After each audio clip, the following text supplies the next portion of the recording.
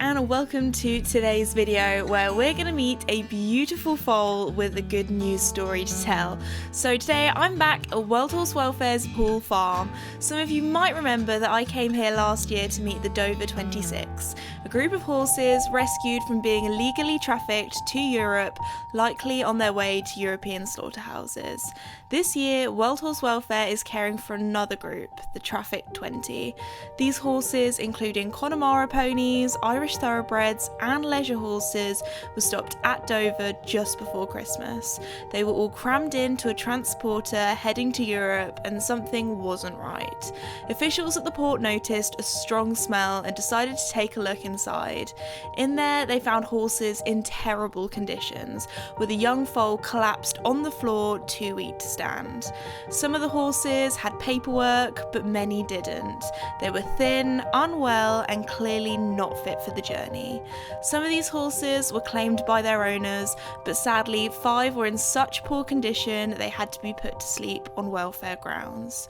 The remaining 8 made it through and are now safe here at Hall Farm. Even with a ban on exporting horses for slaughter, some smugglers still try, because sadly even a sick horse can make them some money, and that's why World Horse Welfare is fighting for a proper digital ID system so horses can be tracked and protected, because every horse matters and they all deserve a second chance. So meet Amy, and she is one of the Trafficked 20, and behind me you might be able to see Joy, her foal, that was born only 2 weeks ago. She was actually born on VE Day. Amy here, when she came into World Horse Welfare, she was very heavily pregnant. That was one of the first red flags, seeing a mare so heavily pregnant, crammed in on this truck. She shouldn't have been travelling with the state that she was in, and when she was first taken in, they knew that she was pregnant, but they weren't sure if the foal was going to make it. But as you can see here, we have a very healthy and very long-legged Joy, and Amy here, we don't know too much about her history.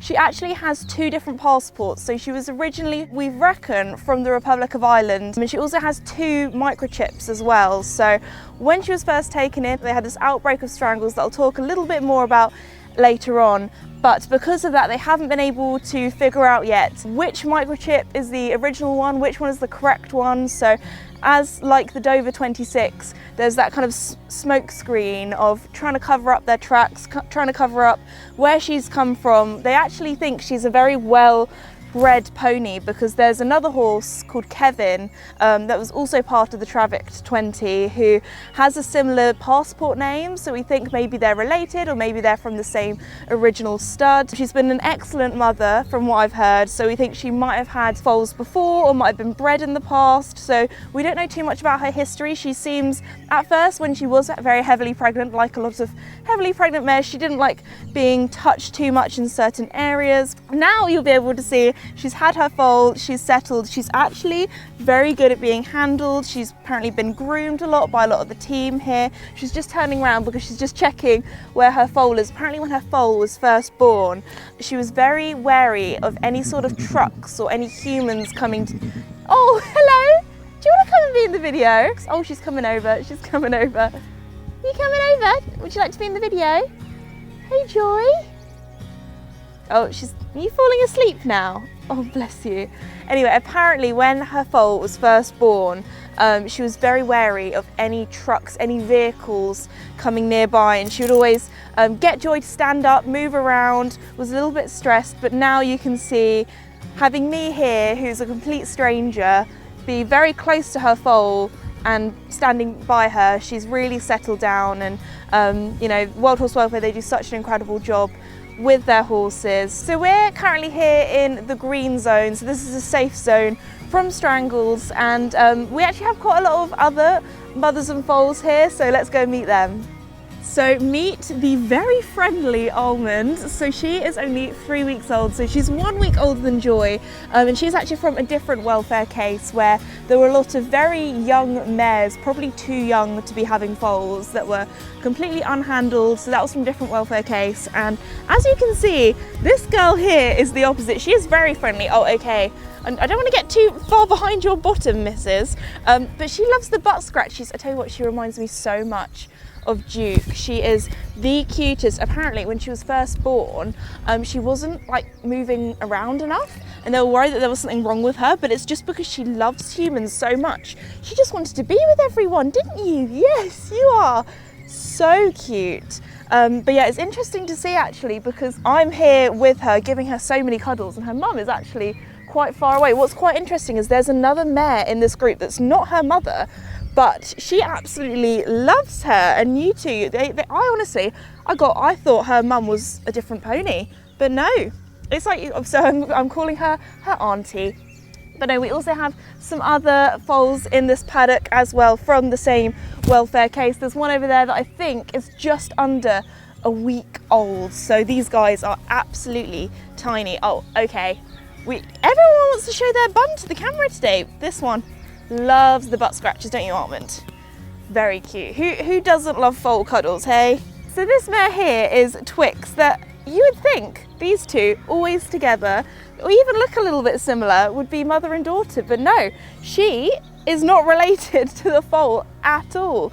But Twix here is just the best auntie. These two have become absolute best buds and just are together all the time. I mean, Armand's mum is actually the one over there, but you are so lovely, Twix, yes. And actually the other mare that's behind us here, apparently she had her foal premature, and apparently because she was so young and shouldn't really, at the age that she was having a foal, they had to really help her get her foal out because she's just got such a tiny body because she is so young. So it really is a miracle that her foal that's back there, that's only 6 days old, is with us, really. You remind me so much of Duke. You're a little troublemaker, aren't you? Yes, a little troublemaker. I also got to meet these lovely Irish thoroughbreds who are sadly part of the Traffic 20. One of them here we actually managed to find out raced only a few days before he was loaded up onto that truck headed for Europe in horrible conditions to an uncertain future. Horses from any breed and background can be at risk of this illegal smuggling and get into this terrible situation. These horses were incredibly affectionate and were obviously used to human contact, still trusting people despite all they'd been through.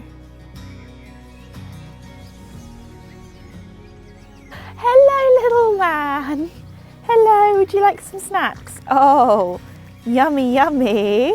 Yummy, yummy. So we are now back home with Duke, that you guys know I am part of his rescue story because he's also from World Horse Welfare. This summer we will have had him 4 years, so time has absolutely flown by. But if you didn't know, it costs World Horse Welfare around £7,000 to look after each horse a year, so that can really add up. And with the Traffic 20, they have had some extra added complications with some of the horses having strangles. So all of the horses that come into World Horse Welfare, they are tested for strangles and other diseases, and they are quarantined.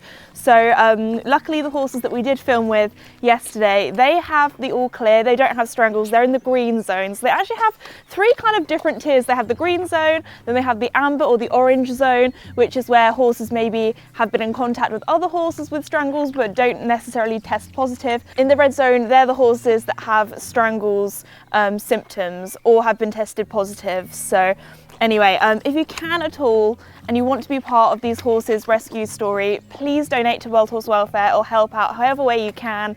If you have a spare stable and are looking to rehome, then I really would recommend. Rehoming Duke has been one of the most rewarding things I've done, and I would definitely love to rehome from World Horse Welfare again in the future.